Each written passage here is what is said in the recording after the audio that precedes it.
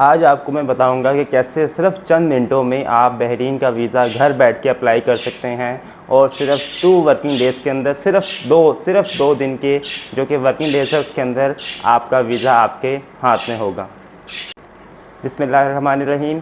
आप देख रहे हैं मेरा YouTube channel infotainment by Mohammad Mukarram. Last video में मैंने आपको बताया था कि आप कैसे घर बैठे बहरीन का वीज़ा अप्लाई कर सकते हैं। मुझे बहुत सारे जवाबात रिस्पॉन्स मौसूल हुए थे। कुछ लोगों ने मुझसे पूछा था कि क्या ऐसा ये मुमकिन है, तो मैंने बताया था जी बिल्कुल ऐसा मुमकिन है। तो आज की वीडियो मेरी पिछली वीडियो का ही तसलसल है, पिछली वीडियो को ही, क्योंकि लोगों का जो रिस्पॉन्स था, लोगों का जो क्वेश्चन थे, उन क्वेश्चन को आज मैं एड्रेस करने जाऊंगा कि कैसे आप बहरीन के वीज़े को घर बैठ के ऑनलाइन अप्लाई कर सकते हैं। तीन चीज़ें जो कि सबसे ज़्यादा ज़रूरी हैं वो मैंने आपको पहले बताई थी कि आपके पास एक बैंक स्टेटमेंट होनी चाहिए, आपके पास आप जिसके पास बहरीन में जा रहे हैं या उसके एग्रीमेंट, और दूसरा आपने अगर होटल बुक करवाया है तो होटल की बुकिंग आपके पास होनी चाहिए, और तीसरी चीज़ जो कि सबसे ज़्यादा ज़रूरी है वो आपके पास रिटर्न टिकट, यानी कि पाकिस्तान से बहरीन, पाकिस्तान का कोई भी कंट्री है उससे बहरीन और बहरीन से बैक पाकिस्तान, वो आपके पास रिटर्न टिकट होनी चाहिए। अच्छा, आप लोगों ने आजकल न्यूज़ सुनी होंगी या नहीं सुनी होंगी, तो मैं आपको बता देता हूँ कि बहुत सारे लोग जो कि यंग जनरेशन है वो बहरीन में आई, बहरीन के एयरपोर्ट पर आई और उनको वापस भेज दिया गया पाकिस्तान। हालांकि वो लोग, उनका वीज़ा लग चुका था, सब कुछ ओके था, लेकिन वो बहरीन पहुँच कर भी बहरीन की गवर्नमेंट ने उनको नहीं रखा, उनको नहीं रिसीव तो क्या, लेकिन उनको कुछ ही देर एयरपोर्ट पे रखने के बाद उनको वापस पाकिस्तान भेज दिया गया। इसकी क्या वजूहत हैं ये भी मैं आपके साथ आज शेयर करूंगा। वो इसलिए क्योंकि जो चीज़ें ज़रूरी हैं वो उन्होंने कंप्लीट की थी, उनके पास बैंक स्टेटमेंट भी उन्होंने, क्योंकि जब उनका वीज़ा लग चुका था इसका मतलब है कि वो पूरी रिक्वायरमेंट कर यहाँ पर बहरीन पहुँच रहे थे, वो वीज़ा लेके वीज़े की फ़ीस पे करके बहरीन पहुँच रहे थे। लेकिन क्या हुआ, जो कि एक उन्होंने मेंशन तो नहीं की कैटेगोरिकली, ये चीज़ उन्होंने नहीं बताई कि क्या चीज़ें और भी ज़रूरी हैं इन तीन चीज़ों के अलावा। अगर आप बहरीन पाकिस्तान आते हैं बहरीन में, तो आपके पास कम से कम 300 दिनार, यानी कि पाकिस्तान के आजकल, क्योंकि डॉलर का रेट बढ़ चुका है, तो पाकिस्तान के आजकल कम से कम 2 लाख रुपए बनते हैं। वो 2 लाख रुपए आपके पास बहरीन करेंसी में, वो यूएस डॉलर में या किसी और करेंसी में आपके पास मौजूद होने चाहिए। या अगर आपके पास कैश नहीं है तो आपके पास वो क्रेडिट कार्ड होना चाहिए कि जिसमें आप शो करवा सको कि मेरे पास इतनी रकम मौजूद है मेरे अकाउंट में, मेरे बैंक अकाउंट में, मेरे एटीएम में या मेरे क्रेडिट कार्ड में। तो तब ही वो आपको बहरीन में एंटर होने की परमिशन मिलेगी, अदरवाइज़ आपको परमिशन नहीं मिलेगी। दूसरा, आपको मैं दोबारा से बता देता हूँ कि कैसे आप वीज़ा अप्लाई करना है। मैं इस वीडियो के लिंक में भी आपको वेबसाइट बता दूँगा, evisa.gov.bh ये वेबसाइट है। इस वेबसाइट से आप वीज़ा अप्लाई कर सकते हैं। उसके स्टेप बाय स्टेप मैं आपको अभी बता देता हूँ कि वो आपने क्या करना है। तो जी, हम आपको अपने कंप्यूटर की स्क्रीन पर आ गए हैं। यहाँ पर आपने वेबसाइट लिखनी है evisa.gov.bh। यहाँ पर हमारे पास 2 मेथड आ रहे हैं, अप्लाई फॉर वीज़ा और चेक फॉर एलिजिबिलिटी। आप किसी पर भी क्लिक कर सकते हैं। यहाँ पर पूछ रहा है कि आपके पास क्या जीसीसी का पहले से आपके पास वीज़ा होल्डर हैं, तो हम नहीं हैं, तो उसको नो पे रहने देंगे। यहाँ पर हम सेलेक्ट करेंगे कि हमारा पर्पस क्या है विज़िट का, तो यहाँ पर हम टूरिज़म सेलेक्ट कर देते हैं, या फिर आप इसको अदर में सेलेक्ट कर सकते हैं। अगर टूरिज़म नहीं है, अदर में अगर में सेलेक्ट किया तो आपने डिटेल इन्फॉर्मेशन देनी है कि अदर में आपका पर्पस क्या है विज़िट करने का। इधर वो फैमिली विज़िट है या आपने फ्रेंड विज़िट करना है, जो भी आप लिखना चाहें वो लिख सकते हैं। अगर कोई फैमिली का मेम्बर है तो आप उसकी जगह फैमिली विज़िट लिख सकते हैं कि मैं फैमिली को विज़िट करना चाहता हूँ। उसके बाद ये कोड आएगा, ये कोड आपने एंटर करना है। ये कोड इसलिए होता है ताकि वेबसाइट को पता चल सके कि कोई जेन्युइन पर्सन है, कोई पीछे से ऑटो तो ये काम नहीं कर रहा। इस वजह से हर वेबसाइट में कोड मौजूद होता है। ये आपने एज इट इज़ कोड लिख के नेक्स्ट प्रेस कर देना है। अब यहाँ पर डिफरेंट कैटेगरी हैं वीज़ा की, तो जो हमने अप्लाई करना है इसमें 14 डेज़ का भी है, इसमें 1 ईयर का भी है। 1 ईयर का ज़्यादा अच्छा है कि इसमें आपको 1 ईयर का वीज़ा मिल जाता है और आपने 3 मंथ के बाद आउट करना होता है। यहाँ पर एलिजिबिलिटी क्राइटेरिया है कि आप में क्या क्या चीज़ें आपके पास होनी चाहिए, सारी डिटेल है जो कि मैंने आपको पहले भी बताई है। पासपोर्ट आपके पास होना चाहिए, आपके पास रिटर्न टिकट होना चाहिए, आपके पास स्टे कंडीशन है कि आप कितने दिन यहाँ पर बहरीन में स्टे कर सकते हैं। अगर आपने 1 ईयर का वीज़ा लगाया है तो आप मैक्सिमम 90 डेज़ स्टे कर सकते हैं। 90 डेज़ के बाद आपको यहाँ से आउट होना पड़ेगा और फिर आप दोबारा इसी वीज़े पर आ सकते हैं 1 साल के अंदर अंदर। वो आपका 1 साल का वीज़ा वैलिड रहेगा। रिक्वायर्ड डॉक्यूमेंट्स आपको कौन कौन से चाहिए वो सारी डिटेल्स से मौजूद है। इसके बाद फ़ीस, अप्लाई करने की फ़ीस 4BD है, इनके चार्ज है बहरीनी दिनार। अगर आपका वीज़ा अप्रूव होता है तो फिर वो आपसे मज़ीद 40 दिनार और लेते हैं, यानी कि टोटल 44BD। अगर फ़र्ज़ करें कि आपने 4 दिनार लगाए हैं, वो आपकी कोई मुश्किल है या कोई मसले हैं और वो आपका वीज़ा अप्रूव नहीं करे तो आपके ये सिर्फ 4 बहरीनी दिनार ज़ाया जाएंगे। मज़ीद 44 या 40 दिनार आपके ज़ाया नहीं जाएंगे, वो आप सेव कर सकते हैं। तो कोई आप एजेंट आपसे अगर पहले से ज़्यादा फ़ीस लेता है तो आप उसको फ़ीस ना दें। जब वीज़ा अप्लाई हो जाए तब आप उसको फ़ीस दें। या फिर ये तो एक आसान तरीके आप घर बैठे खुद से अप्लाई कर सकते हैं। आपने ओके कर दिया। यहाँ पर मैं इसी सेम 90 डेज़ को अप्लाई नाउ कर रहा हूँ कि मैं ये 1 ईयर का वीज़ा अप्लाई करना चाह रहा हूँ। अब ये मुझसे डिस्क्लेमर पूछता है, यानी कि इसको हर वेबसाइट पे ये होता है कि आप इसको एक्सेप्ट करते हैं, ये चीज़ें हैं तो ठीक है हम इसको एक्सेप्ट कर लेते हैं, हम इतना डिटेल में नहीं पढ़ते। यहाँ पर सारी डिटेल आ जाएगी कि आपने किसके लिए आप वीज़ा अप्लाई कर रहे हैं, यानी कि जो शख्स बहरीन में आना चाह रहा है उसका पासपोर्ट नंबर, उसकी डेट ऑफ बर्थ, मंथ, कौन से मंथ में है, कौन से ईयर में है, वो मेंशन करना है। इससे उनको पता चलता है कि इस विज़िटर की एज कितनी है। वो आपने अपनी राइट इन्फॉर्मेशन यहाँ पर एंटर करनी है as per your passport, male और फीमेल वो आपने सेलेक्ट करना है। उसके बाद कंट्री ऑफ बर्थ कि आप अगर पाकिस्तान में आपकी पैदाइश है तो आपने पाकिस्तान सेलेक्ट करना है।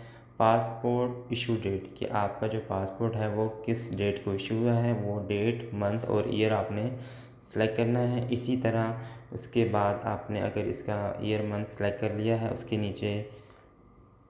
नीचे एक ऑप्शन आ रही है कि एक्सपायरी डेट कि आपका पासपोर्ट का एक्सपायरी डेट क्या है। नॉर्मली पाकिस्तान में 5 साल या 10 साल का बनता है। अगर आपका 10 साल का है तो ज़ाहिर सी बात है 10 साल बाद उसकी एक्सपायरी होगी। अगर 2020 में बने तो 2030 में या 21 में बने तो 2031 में होगी। फैमिली नेम यानी कि आपका सेकंड नेम क्या है, जैसे कि मैं यहाँ पर फ़र्ज़ी तौर पर लिख रहा हूँ असलम और फ़र्स्ट नेम लिख रहा हूँ मोहम्मद असलम। और ऑक्यूपेशन कि आपका ज़रिया रोज़ी क्या है वो आपने लिखना है। फ़र्ज़ करें कारपेंटर है तो आपने यहाँ पर कारपेंटर लिख देना है। और जॉब टाइटल कि एग्जैक्टली आपका टाइटल क्या है, आप अकाउंटेंट हो, कारपेंटर हो, मेसन हो, लेबर हो या जो भी हो वो आपने यहाँ पे मेंशन करना है। प्लेस ऑफ वर्क कि आप कहाँ पर काम करते हो, लाहौर में, कहाँ बहरीन, लाहौर में या पाकिस्तान के किसी भी शहर में। ईमेल एड्रेस आपने वो अपना राइट ईमेल एड्रेस लिखना है, क्योंकि अगर वीज़ा अप्रूव हो जाए तो आपको इसी ईमेल पे वो रिप्लाई करते हैं। अपना मोबाइल नंबर वो भी आपने साथ देना है, क्योंकि सम टाइम आपको मोबाइल पे मैसेज भी आता है कि आपका वीज़ा अप्रूव हो गया है या नहीं हुआ। अपना फादर नेम आपने यहाँ पर एंटर करना है। ये बहुत ही इजी डिटेल है जो कि हर एक कम पढ़ा लिखा भी जिससे कंप्यूटर जानना आता है वो कर सकता है। ये सारी डिटेल आपसे पूछता है कि ये डिटेल आपकी है, ये क्या करेक्ट है या आप इसको चेंज करना चाहते हैं। अगर करेक्ट है तो आप नेक्स्ट पे क्लिक कर देंगे। ये सारी डिटेल दोबारा आपसे कहिए ये डिटेल है। और यहाँ पर ये डॉक्यूमेंट्स आपको अपनी फ़ाइल अपनी इस एप्लीकेशन में अटैच करने हैं। सबसे पहले पासपोर्ट है, उसके बाद रिटर्न एयर टिकट है, वो मैंने आपको बता दिया कि आपने कैसे हासिल करनी है। उसके बाद होटल की बुकिंग, अगर होटल की बुकिंग आपके पास नहीं है, आप किसी के पास जा रहे हैं तो आप उसके आईडी कार्ड की डिटेल वो लगा सकते हैं जहाँ भी आप जा रहे हैं उसके आईडी कार्ड के ऊपर उसका एड्रेस वगैरह लिखा होगा। ठीक है, आप इसको अच्छा, दोबारा से उन 3 चीज़ों पर आते हैं जो कि मैंडेटरी हैं वीज़ा अप्लाई करने के लिए। बैंक स्टेटमेंट, रिटर्न टिकट और आपके पास बहरीन के होटल की बुकिंग। अगर बहरीन के होटल की बुकिंग नहीं है तो आप अपने किसी फ्रेंड का एड्रेस जो कि एक वैलिड एड्रेस होना चाहिए, वो उसके जो CPR बहरीन में CPR कहते हैं, तो यहाँ पे जो पाकिस्तान में आईडी होता है सेम होता है, उसकी कॉपी आपने अटैच कर देनी है और उसके ऊपर एड्रेस और उसके घर का एड्रेस सेम होना चाहिए, ताकि आपके पास एक प्रूफ हो कि आप इस शख्स के पास जा रहे हैं। और अगर आपके पास, हम लोग पाकिस्तानी हम लोग कहते हैं हमारे पास 300 BD तो जो बैंक अकाउंट पे तो नहीं है, तो आप किसी से पैसे ले सकते हैं, आपने बैंक अकाउंट में डालने हैं और उसको फिर आपने निकाल देना है, ठीक है। आपके पास बस स्टेटमेंट में ये शो होना चाहिए कि आपके पास 300 बहरीनी दिनार के इक्वल पाकिस्तानी करेंसी या कोई भी और करेंसी आपके अकाउंट में मौजूद है, तब भी आप वीज़े को अप्लाई कर सकते हैं, क्योंकि आपने स्टेटमेंट में शो करवाना है। दूसरा जो कि एक रिटर्न टिकट है, रिटर्न टिकट एक बहुत ज़रूरी होती है, क्योंकि जब भी आप किसी भी कंट्री में, ना सिर्फ बहरीन बल्कि किसी भी कंट्री में विज़िट वीज़े पे जाते हैं, तो वो वहाँ की अथॉरिटीज़ चेक करती हैं कि आपके पास रिटर्न टिकट है कि नहीं। रिटर्न टिकट का मैं आपको बता दूं, ये भी कोई इतना मुश्किल काम नहीं होता। आप किसी भी आप एजेंट के पास, ट्रैवलिंग एजेंट के पास जाएँ तो वो आपको टिकट बना के दे देता है, वो आपसे पूरे पैसे वसूल नहीं करता। और जब आपका वीज़ा लग जाता है तब भी आप उस वीज़े में उस टिकट को यूज़ कर सकते हो और वो आपसे तब पूरे पैसे लेगा जब आप एक उससे एक्चुअल टिकट लेंगे। अगर आपको मज़ीद मालूमात चाहिए तो इस वीडियो की डिस्क्रिप्शन में मेरा व्हाट्सअप नंबर मौजूद है, आप उस पर मुझे मैसेज पर रब्ता कर सकते हैं। मैं आपको डिटेल बता सकता हूँ कि आप इस मसले को, रिटर्न टिकट के मसले को, बैंक स्टेटमेंट के मसले को कैसे ईज़िली हल कर सकते हैं। और तीसरी बात जो कि सबसे ज़रूरी है, वो मैंने आपको पहले भी बताई थी कि जब यहाँ पर आप बहरीन में कदम रखते हैं तो आपके पास बहरीन की करेंसी होनी चाहिए, ना ज़रूरी नहीं बहरीन की करेंसी बल्कि बहरीन की करेंसी के इक्विवेलेंट, यानी कि 300 दिनार के इक्विवेलेंट US डॉलर मौजूद, US डॉलर या बहरीनी दिनार या सऊदी रियाल, कोई भी ऐसी करेंसी मौजूद हो जो कि वैलिड करेंसी हो। अगर करेंसी नहीं है तो आपके पास ATM कार्ड या क्रेडिट कार्ड हो जिसमें इतने पैसे मौजूद हों, क्योंकि उनके पास मशीन्स होती हैं, वो चेक कर सकते हैं कि आपके क्रेडिट कार्ड में या फिर आपके ATM कार्ड में इतनी रकम मौजूद है कि मौजूद नहीं है। अब हम अपनी दूसरी बात पे आते हैं कि लास्ट वीक में एक न्यूज़ फैली थी कि बहरीन में बहुत सारे पाकिस्तानी नौजवान यहाँ पर आए हैं और उनको वापस भेज दिया गया है। क्या ये न्यूज़ सही न्यूज़ है या गलत न्यूज़ है? जी ये बिल्कुल ठीक न्यूज़ है। इसका जो बहरीन का एक न्यूज़ चैनल है उसने भी इसको रिपोर्ट किया है कि बहुत सारे लोग यहाँ पर आए थे और उनकी रिक्वायरमेंट पूरी नहीं थी, वीज़ा उनका लग चुका था, लेकिन यहाँ पे आने के बावजूद भी उन्होंने वीज़े पे लिखा होता है कि your visa is valid until you are fully requiring this all information, all requirement, कि आप यहाँ पर आ भी जाते हैं, अगर आपकी रिक्वायरमेंट पूरी नहीं भी हैं तब भी हम आपको रिजेक्ट करके वापस आपके कंट्री में भेज सकते हैं। तो बिल्कुल ऐसा हुआ है। उनकी रिक्वायरमेंट पूरी इसलिए नहीं थी कि उनके पास वो करेंसी, वो पैसे उतने मौजूद नहीं थे, इस वजह से उनको वापस भेज दिया गया। ये एक बहुत बुरी खबर है उन लोगों के लिए, वो कि बहुत उम्मीद से यहाँ पर आए थे। कुछ लोग अपनी जॉब हासिल करने के लिए आए थे या कुछ लोग वैसे ही आए होंगे, बहुत से लोग तो जॉब हासिल करने के लिए ही आए होंगे। तो फिर मैं आपको दोबारा बता दूं कि यहाँ पर विज़िट वीज़े में आप जॉब नहीं कर सकते, आप जॉब सर्च कर सकते हैं। अगर आपको जॉब मिलती है तो आप उसी विज़िट वीज़े के ज़रिए आपको वो कंपनी अगर वीज़ा देती है तो आप उसको अपने जॉब में कन्वर्ट करवा सकते हैं, लेकिन आप विज़िट वीज़े पे जॉब नहीं कर सकते। कुछ वजूहात बनी यहाँ पर, मुझे कुछ पता चला कि यहाँ पर कुछ लोग आए थे, उन्होंने यहाँ पर जॉब स्टार्ट कर दी तो बहरीन की गवर्नमेंट उनको पकड़ भी लिया। तो पाकिस्तानी बहुत सारे ऐसे लोग ये काम करते हैं जिस वजह से ना सिर्फ वो बल्कि दूसरे आने वाले लोग भी उनकी वजह से बदनाम हो जाते हैं कि पाकिस्तानी तो यही काम करते हैं। और एक दो वाक़यात ऐसे भी हुए कि एक ड्राइवर था, वो विज़िट वीज़े पे था और उसके पास जॉब का वीज़ा नहीं था, वो ड्राइव कर रहा था और उसकी ड्राइविंग की वजह से एक शख्स की डेथ भी हो गई।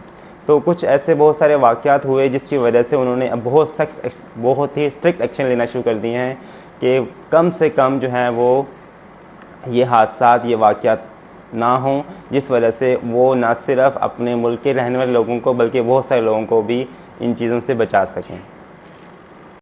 और आखिर में आपसे ये कहना चाहूँगा कि अगर आपको कोई भी मज़ीद डिटेल चाहिए होती है तो डिस्क्रिप्शन के अंदर मेरा व्हाट्सअप नंबर मौजूद है, आप उस पर रब्ता कर सकते हैं और मुझसे कुछ भी आपने पूछना है वो आप मुझसे पूछ सकते हैं। और अपना बहुत सारा ख्याल रखिएगा, अपनी दुआ में मुझे याद रखिएगा। और लास्ट में आपसे रिक्वेस्ट करूँगा, अगर आपको मेरी वीडियो पसंद आए तो लाइक करें, कमेंट करें और मेरे चैनल को ज़रूर सब्सक्राइब कीजिएगा। अपना बहुत ख्याल रखिएगा। अल्लाह हाफिज़।